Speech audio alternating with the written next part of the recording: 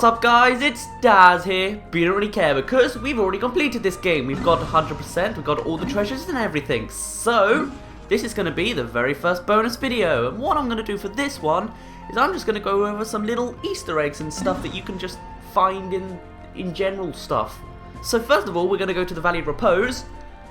But there's actually nothing there. There's not really anything in general that I want to talk about, except if you look in the game's code, you can actually see that the shadows form some sort of like cable line, so obviously there was some sort of human interaction. There's also snowmen around, so that's a bit odd. Yes. Next we're going to go into the Awakening Wood. Now I pointed this out very briefly at the last day we actually came here, but this is actually the Forest of Hope from Pikmin 1. For example, it's literally the exact same layout. So, from Pikmin 1, you land here, and you have 3 Pikmin onions here. You have your first gate, which you break down along here, and you have, oh look, the 2 Pikmin that I left last time. Interesting. Anyway, there are dwarf Boballs over here and pellet posies. Then you come over here, and there'd be a tin can over there. In fact, there might even be markings from where it used to be. And then you had to fight a couple of Boballs. You come over here, and I don't think I can get here with them breaking that down. You come over here and ignore these enemies, and you'll find over here this will be where the yellow Pikmin are. You might notice that this area is a bit smaller than it used to be in Pikmin 1, and for whatever reason, I guess it's because Olimar grew or something, I don't know, just all the areas seem to be smaller than they used to be. If you go over there, you'd have to fight off a couple of Snagrits, which is actually still available in this game, but there's only one. You'd come over here and you'd find your radar up on this little ledge here, and the extraordinary bolt over there through a stone wall. More creeping chrysanthemums, which you're supposed to ignore, and over here you'd find another cannon beetle boss. So yeah, this is exactly the same as the Forest of Repose. Forest of Repose? The Forest of Hope. So it's just recolored, new enemies, and slightly smaller. Interesting, yeah? I guess. And now on to the perplexing pool, and it's probably not much of a stretch to say that this is pretty similar to the Distant Spring in Pikmin 1. In fact, it's almost identical, except it's smaller, and there's no more smoky prog area. Instead, you've got this massive box where you land. Yes, in Pikmin 1, you landed in this sort of area. You can tell by the little disc things, and that's about it.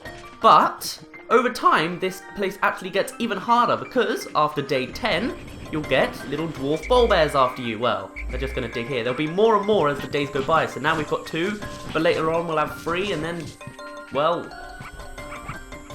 from day 31, a big Bulbear will show up. Yes, an adult Bulbear along with 3 Bulbears over here, a bunch of Bulbears following him, and then more Bulbears over there somewhere, which I'm not going to show off. On top of that, in case this place wasn't hard enough, in fact, actually, this still isn't very hard considering in the Distant Spring, who knows how many years ago, there were 6 Bulbears. Now there's only 1. Yeah. On top of that, if you go on this little disc, you have a Beady Longlegs after you as well. Isn't that fun? On to the Wistful Wild. And you might notice there's some sort of triangle thing in this little arena. It's because this is actually, in case you wanted more human interaction, this is a yield sign. You can see it says yield here, except the L is very slightly gone. And it's a triangle. So yeah, I guess welcome to America.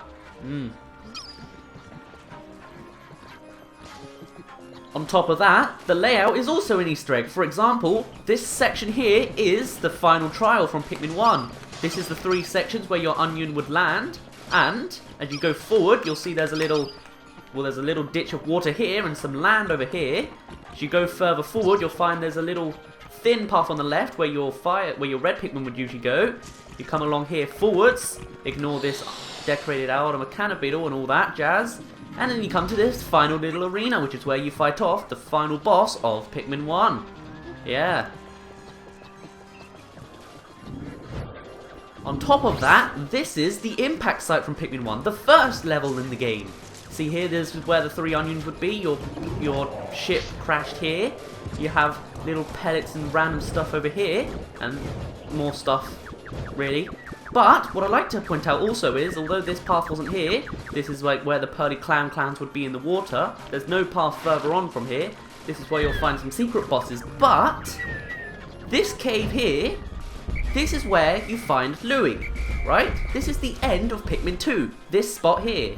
And this spot is also, well it's actually I think more here, but this is where you find the engine in Pikmin 1. So, this is literally a cyclical plot. You start getting your first treasure here, and you get your last treasure here. I guess they didn't really expect for a Pikmin 3, so even though it's like 9 or 10 years later, it doesn't quite work being a cyclical plot, but still, I like it. Also, the cloaking baronet can break down this bridge. And finally, there's one new enemy which doesn't show up in the Picopedia that I'd like to show off.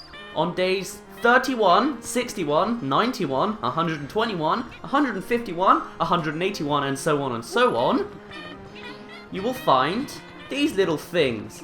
They're called Ujadani, I think, though I might not be pronouncing it right. Now, they do drop nectar every single time you attack them. They have about 1 HP, I think. I'm not actually certain with that. Well, it seems like it since they go down so quickly. And what's interesting is, though, they do sometimes drop poison, which is why some of my Pikmin are drowning and I wasn't able to whistle them because I was too busy getting nectar. But yeah, this is a great way to get potions, but they're very rare, only showing up once a month pretty much. In fact, Jesus, I didn't even know there was that many potions there. But, as you would probably expect, with the GameCube you can only have so much nectar on screen at once. So you're not going to get the full batch of nectar because they'll stop coming out after a while. But for now, let's just watch Olimar headbang very, very slowly.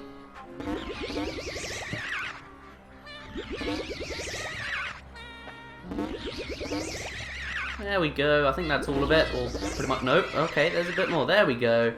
Now, it would be recommended that you use all whites for this, since you can get poisoned, occasionally. But I had 9 whites at the end of this, so yeah. Anyway, if we can get in between there, there's another batch over there we can deal with, and I want to use my purples since they can actually thud around and stuff, so hold on, where's my purples? There they are. Okay, that was probably not a good idea. In fact, I'm not actually throwing my purples anymore. There we go, purple throw. Rah! Any effect? I don't know. Oh, they're poisoned though. And I can't whistle them! Oh boy, I never... How many people do you know that got killed by the Ujadani? Jesus. Although it might just be everyone else, like the Gatling Boinks after us. But yeah! Nice little secret. Very little people know about this, I expect, or like they don't know in their first playthrough. In fact, I expect most people have completed the game by this point, so... oh well. But yes! And the final thing I want to point out, on this video at least, is the mail. If you press L and R, you can actually go back in time or forward in time to watch stuff, but there's actually a little bit of an after-game story. So, this is the last message we got before we captured Louis, where Grandma's asking about Louis. Now we have Olimar's wife. I think I may have messed up, darling. I lost a small fortune buying lottery tickets. It was all a nightmare. I'm afraid we're going to have to live lean for a while. Yeah, so apparently Olimar's wife, during our journey, went crazy with money. And the kids weren't very happy since, you know, she was getting all moody and stuff. Hey, Papa, I'm so happy. Mama's back to normal. I'm not sure what the reason is. Love, maybe? Anyway, hurry back and come home. And don't forget to bring souvenirs. Daddy! Mama changed... Daddy and Mama? Okay, I thought it'd be like Mummy, but alright. Mama has changed again. She's become nice like she used to be. She said it's okay if I don't study. Is it really okay if I don't become a perfect, proper lady? Really?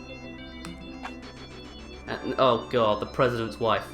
All of the treasures you've found on your list have been found. I see you in a new light, honey. Hocotate Freight is open for business once again. Get back to work tomorrow. Now Louis's grandma. Louis, I heard that you completed your task. Congratulations. My little Louis has become an extraordinary man. How about visiting your dad? I've got bug juice. And then you get spam from some robot. Hocotate EMAG number 255. Not just songs, songs of love. Rock out to PicPic's greatest hits and get sappy. http://pikmin2.nintendo.co.uk. Dad, today I'm writing on behalf of Bulby. Mum and I completely forgot to feed him. He got skinny and he's been eating a lot of Pick carrots, so he'll be okay. Surely that would give Olimar a heart attack saying that the dog hasn't been fed. Dad, our dog, Bulby, by the way, it sounds kind of familiar, doesn't it? Has been acting like a pig. He ate all of the carrots. Have you really seen creatures like that on the planet that look like Bulby? So apparently Bulbobs are pets on Hocotate. Okay then. And then this is the final email you get. I love you! Don't wait Don't keep me waiting any more longer. Please come home. I've made tons of your favorite soup. I literally have messed up every sentence so far. And it's here waiting for you. P.S. Bring souvenirs. And that repeats until now. So I like to think that canonically, Olimar, after completing the debt, just sort of had a little relaxation vacation thing on the planet and just sort of, you know, spent a little bit of time with the Pikmin before he left. It's a nice thought, at least. Save? Alright then. And that is it for the bonus video number 1. The second one, which I expect will be the last one, is going to be going over the treasures, because, well, for completing the game you now get the sales pitch, or it might be for completing the debt. Stuff like this. I mean, it's three words, but, or 3 sentences, or 3 lines, but still, that's a lot of stuff to read. So, for now, my name's been Daz, you didn't really care, and I'll see you in a bit.